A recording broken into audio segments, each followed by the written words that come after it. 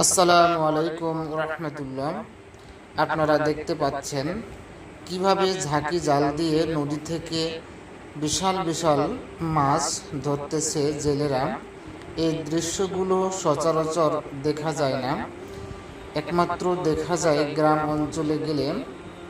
খাল বিলে এইভাবে জেলেরা মাছ ঝাঁকি জাল দিয়ে মাছ ধরে। তো আমি নদীর পার ঘুরতে গিয়ে দেখলাম জেলেরা মাছ ধরতেছে। অনেকক্ষণ সেখানে অপেক্ষা করলাম এবং তাদের মাছ ধরা দেখলাম। তো মোটামুটি ভালোই তারা মাছ পাচ্ছেন, নদীর বারোমিশালি মাছ।